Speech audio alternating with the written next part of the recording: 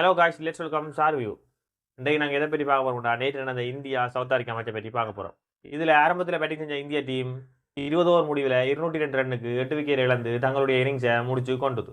அதுலேயும் முக்கியமாக சஞ்சு சாம்சன் 10 சிக்ஸ் 7 4 உட்பட 107 ரன் அடித்தான். அதுவும் 50 போலில் அடிக்கண்டா அடி நேபே அடி சவுத் ஆப்பிரிக்காவுக்கு. உண்மையிலேயே கனகாலமாக வாய்ப்பு கிடைக்காம வந்த வாய்ப்பையும் விட்டு விட்டு விட்டு போன சஞ்சு சாம்சனுக்கு இது ஒரு மிகப்பெரிய ஒரு சந்தர்ப்பம். ஏற்கனவே பங்களாதேஷை போட்டு புரட்டி எடுத்த சாம்சன் இங்கே வந்து சவுத் ஆப்பிரிக்காவையும் புரட்டி எடுத்திருக்கிறார். உண்மையிலேயே மச்ச பார்த்து கொண்டு கேட்கையே ஒவ்வொரு அடிக்கும் சும்மா இடி மாதிரி விழுந்து கொண்டிருந்தது.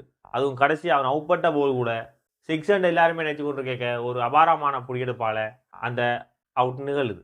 இருந்தாலும் அவருக்கு பக்கபலமாக யாருமே நல்லா விளையாடாதபடியே தான் 200 ரன்னோட இந்தியா டீம் வந்து மட்டுப்படுத்தப்பட்டது. இல்லாட்டி இந்தியா டீம் உண்மையிலேயே ஒரு 29 ரன்னை கடந்திருப்பாங்கன்றதான் உண்மை.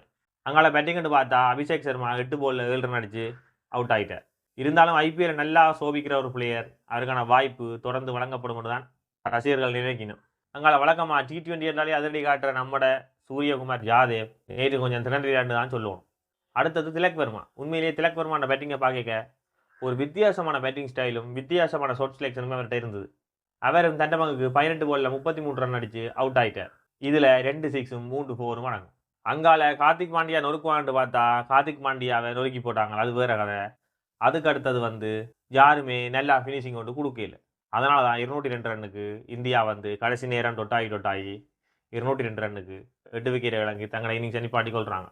இதில் முக்கியமாக போலிங்கை பற்றி சொல்லணும். மார்க்கோ ஜான்சன் வந்து 4 ஓவர் போட்டு 24 ரன்னுக்கு 1 விக்கெட் எடுத்திருக்காங்க. அதில் முக்கியமாக அவன் போட்ட கடைசி 2 ஓவரும் இருக்குல்லோ, அதுதான் மச்சின் திருப்பு முனையாகவே இருந்தது. இந்தியா அந்த கை கடைசி வரைக்கும் ஓங்கியிருக்குன்னு பார்த்தா கடைசி நேரம் இந்தியாவை கொஞ்சம் பயப்படுத்தினால் இந்த ஜான்சன் மட்டும்தான். சரியோ, மோனிமோக்கிற ஸ்டைலில் பந்து போட்டாலும் தான் மோனிமோக்கில் விட போடுவேன்னு காட்டின ஒரு போலர் தான் இந்த மார்க்கோ ஜான்சன். சரி, என்ற 203 டாக்கெட்டை திறத்த வள்ளிக்கிட்ட சவுத் ஆப்பிரிக்கா டீம் ஆரம்பத்தில் இருந்தே சுதப்படலாம். உண்மையை சொன்னால் இந்தியா போலர் நல்லாவே போட்டாங்க.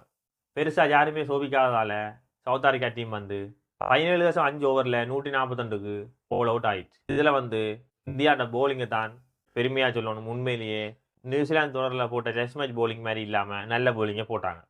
அதுலேயே முக்கியமாக வருண் 4 ஓவர் போட்டு 25 ரன்னுக்கு 3 விக்கெட் எடுத்திருந்தான். மிகவும் துல்லியமாக போட்டிருந்தான். ரன்னையும் கட்டுப்படுத்தி விக்கெட்டையும் அள்ளியிருந்தான். உண்மையிலேயே T20 இதுதான் முக்கியம். அதே மாதிரி ரவி பிசோனி வந்து 4 ஓவர் 28 ரன்னுக்கு 3 விக்கெட் அவனும் எடுத்து இந்த மேட்சை 2 பேருமா சேர்ந்து, அதாவது வருணும் பிசோனியும் சேர்ந்து தங்கட கைக்கில் மொத்தமாகவே எடுத்துட்டாங்க. அதனால் இந்தியா வந்து நேற்று ஒரு சிம்பிளான வெற்றியை பெற்றுட்டுது. சரி, இந்தியா வந்து சிம்பிளான வெற்றிட்டு தானே இனிமேல் இந்தியாவுக்கு ஏறுமுகமோடு கேட்டால் T20 ஒன்டேயை தவிர்த்து டெஸ்ட் மேட்ச் ஒன்று இருக்கு. அதுக்கு ஒரு சிறந்த போலரோ சிறந்த பேட்ஸ்மேனோ இவங்கள்ட்ட இப்போதைக்கு இல்லை.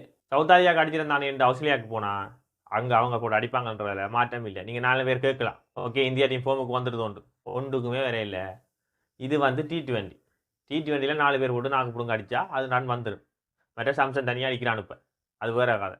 ஆனால் டெஸ்ட் மேட்ச் விளையாடுறதுக்கு ஒரு டீமுன்ற பலமே வேணும். முக்கியமாக டீமாக பலமாக இருக்கும்னு கேட்டால் பெரிய லெவலில் டீமாக பலம் இல்லை என்று தான் சொல்லுவோம். சரியோ, சரி, இதை சொல்லிக்கொண்டு இன்றைக்கு நியூசிலாந்து ஸ்ரீலங்கா T20 இருக்குது. இந்த T20 மேட்ச் முடிய விட்டு அதை பற்றின ஒரு வீடியோவை நான் போடுறேன். நன்றி, வணக்கம்.